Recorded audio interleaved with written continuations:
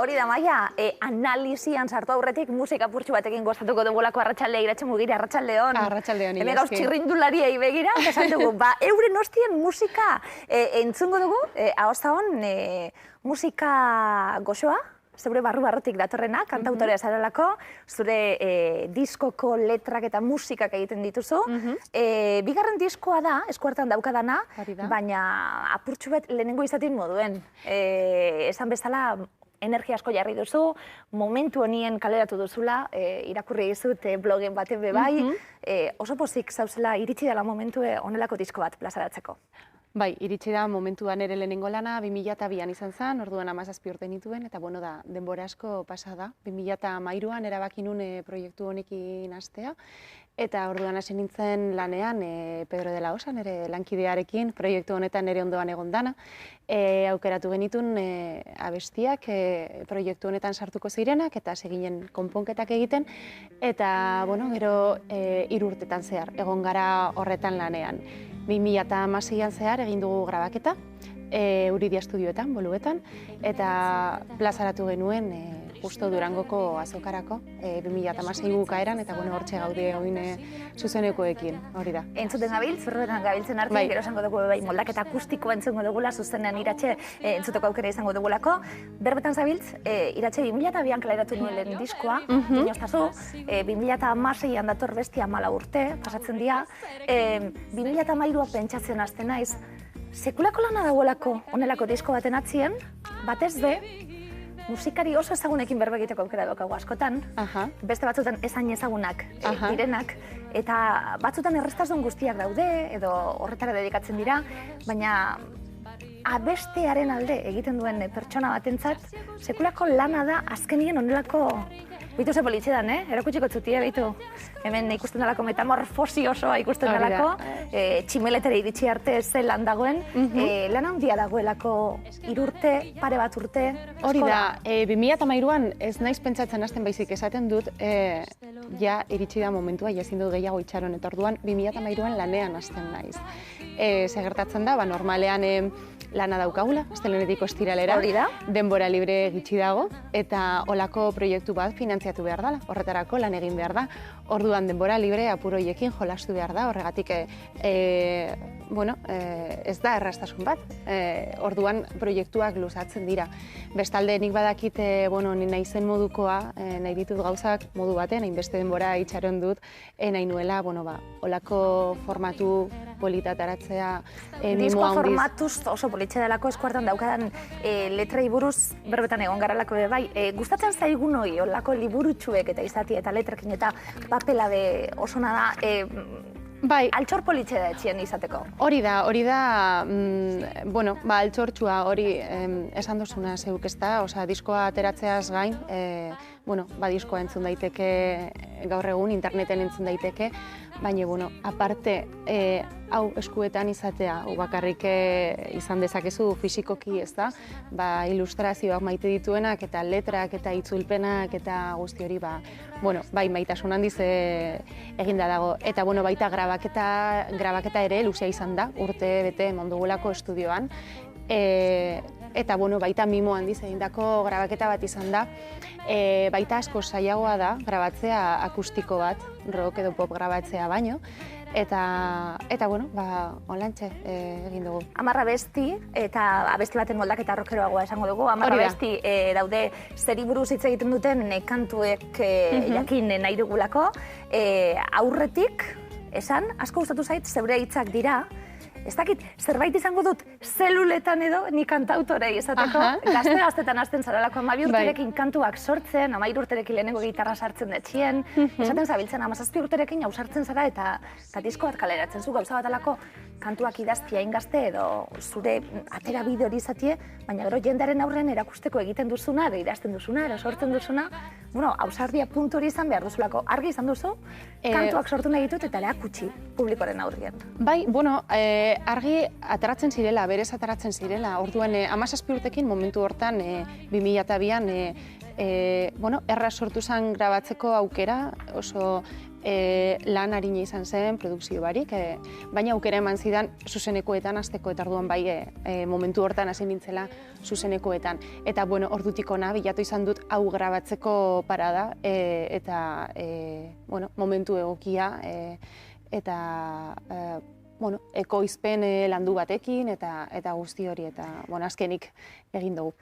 Diskoari buruz hitz egin behar dugu, izenburua, hau oso galdera ohikoa da kazetarientzat, izenburu bat ikusten dugunien liburu entzat. Zergaitik? Oso politxa izaten da galdera hau, beti titulo baten atzien historia bat dagoelako.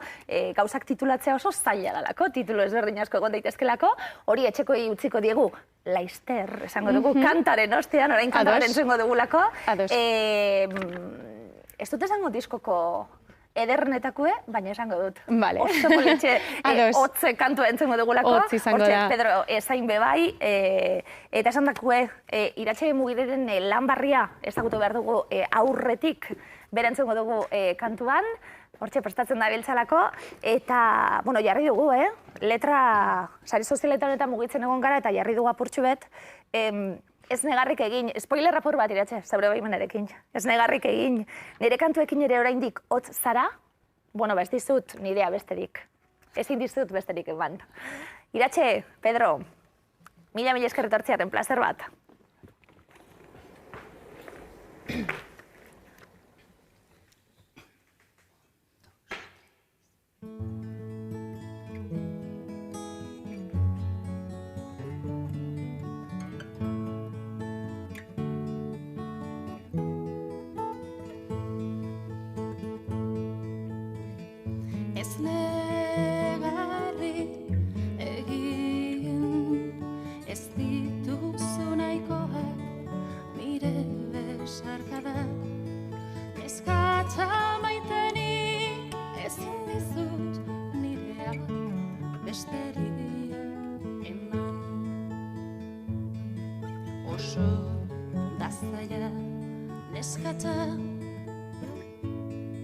Sortzen dituzun suten handik gordetzea, zailago litzaizuke zuri ordea, sugarrama zutuzula ohartzea. Ez negarrik egin nere kantuekin ere eskatza maitenik ezin dizut nirea besterik eman.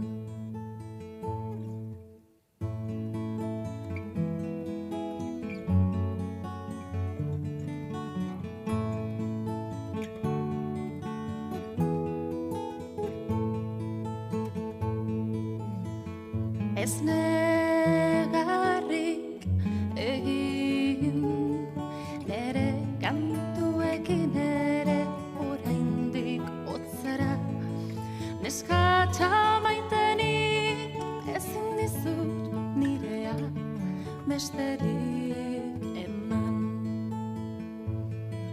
Neskatza maitenik ezin dizut nirea besterik eman.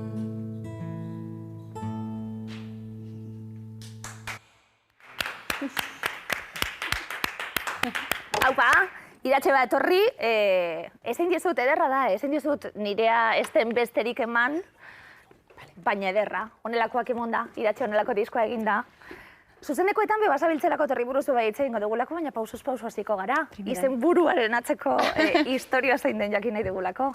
Izen burua, esan behar dut lehenengo 2013an aukeraketa bat egin nuela. Abesti batzuk sartuko ziren diskoan eta beste batzuk geratuko ziren esperoan. Eta gero Pedrorekin lanean hasi nintzenean, hori berregituratu genuen apurtxu bat, abesti batzuk kaleratu ziren, eta beste batzuk sartuko zirenak, sartu haietako bat izan zen La piel transparente. Eta horren estribilloan esaten dut, se hizo materia la piel transparente. abestian zerbait esan nahi du, ezta? Ez dute abestia azalduko, ze iruditzen zait bakoitzak geure istorioak hartzen ditugula, besteon obretatik.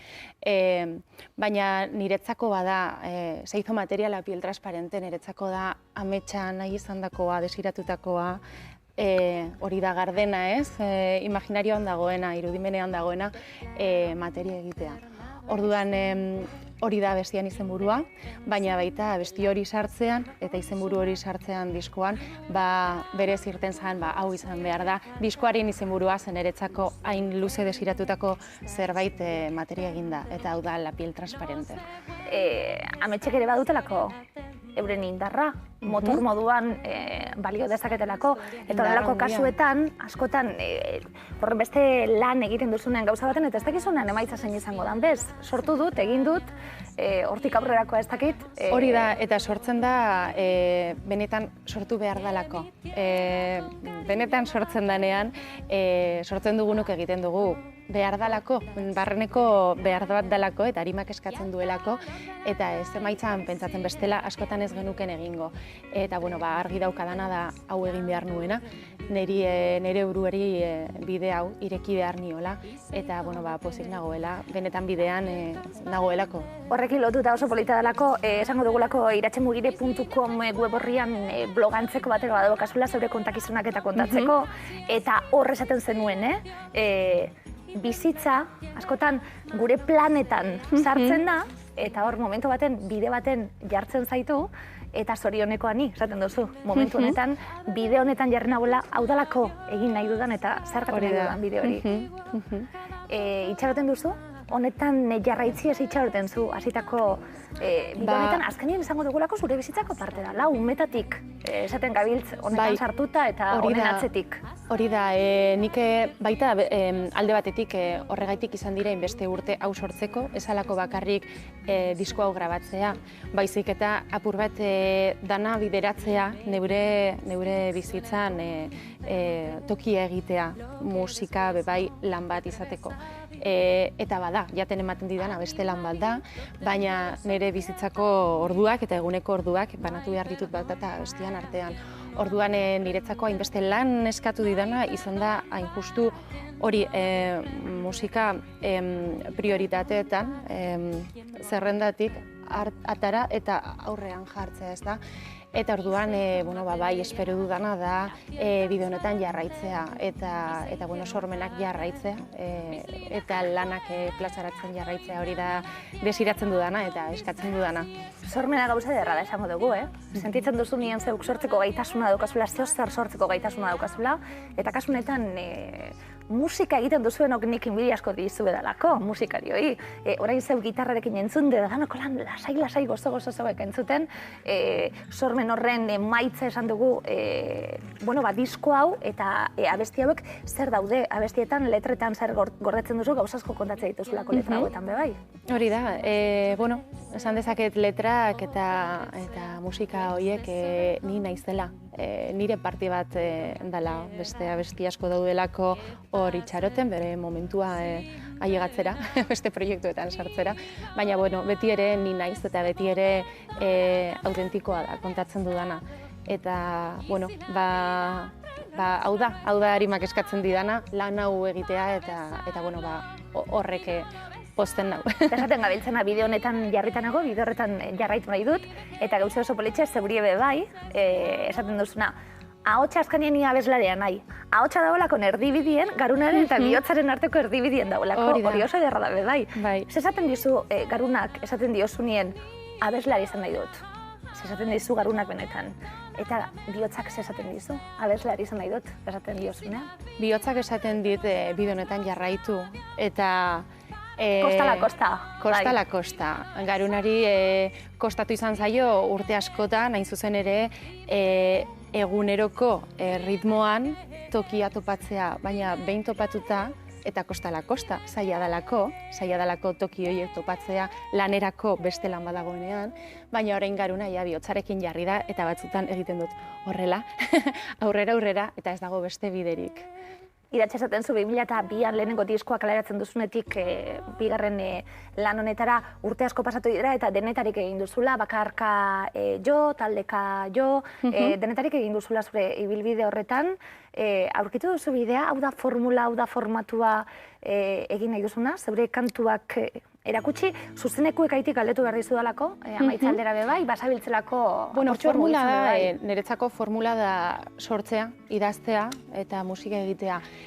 Momentu hontan formula hau izan da, olako kantuak atera dira, olako kantuak zeudelako, zai, jaiotzeko zai, baina bueno, nik uste beste momentu baten, beste musika bat egin dezakedala, rock egin dezaket, agian plazaratu dezaket idatzizko zerbait eta musika gabe, baina bueno, musika aldetik gustatuko litzaidake baita beste formatuak probatzea, horregatik bueno, egin dugun bonus trackean, 19 Primavera bertsio originalaren rock bertsioa, horretan oso eroso sentitu naiz eta egia esan, bueno, agian beste lan baten rock egitea aukeratzen dut auskalo. Esaten gabiltzena, sentipen pertsonalaetatik abiatuta, bakoitzaren emozioek eta betetzen duten lekue eta bakoitzaren kezkak betetzen duten lekue bebai eta lehentasunak eta hori guztia, askotan oso unibertsalak izaten direnak bebai, musikaren bitartez iristen zaizkigunak.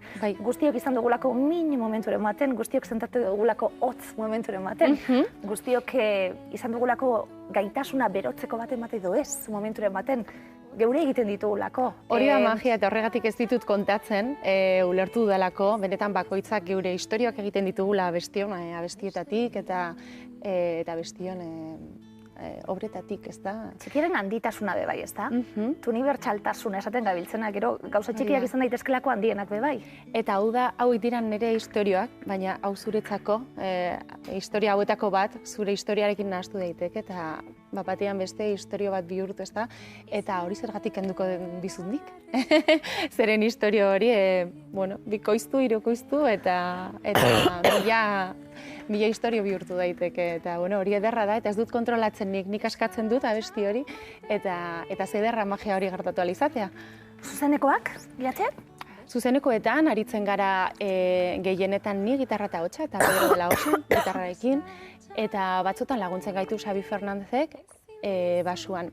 Eta igande honetan egongo gara Barakaldo Antzokian. Barakaldo Antzokian 3 egongo gara, berezia izango da, zer ni Barakaldukoa naiz. Eta olako taula baten gainean egotea, beti berezia izaten da. Eta hurrengo ostiralean, 19an, egongo gara Plateruenean, Durangon, Maider Zabalegirekin batera. Eta hurrengo 20an, egongo gara Eirurtzunen, Pikusar Euskaltxokoan. Eta hietan, azken bietan, gubiok egongo gara. Bueno, esan dugu iratxemugire.com zure webgunean informazio guztia dagoela. Hor dago agenda guztia. Online oso zainduta daukazulako guztia, diskoa be zainduta ekarri duzu, baina saren kontua be zainduta daukazu, oso ondo pasatuko duzulako. Etxien Barakaldon jotzen ederto pasatuko duzulako, esan duguna Plateruenan Maiderrekin esatu baterako ederto pasatuko duzuelako. Espero dugu disfrutatzea guzti horretaz, bai. Eta esaten gabiltzena sekulako aldaketa egin behar dugulako, esan dugu, tarte txikitsu bat hartu behar genuela txirrindularietatik politika analiziak eta datozelako orain, gozatzeko, eta esaten gabiltzena txikirik eta barrutik ezagutzen gara nion be, pista asko ematen dituela, inguratzen gaituena testu inguruan jartzeko eta garrantzitsua dela be, bai, zaintzie, aportxua, sentitzen duguna danok. Iratxe plazer bat izan da, zua esan Plazer bat niretzako baita, mila esker eta horrengora arte. Zeueri,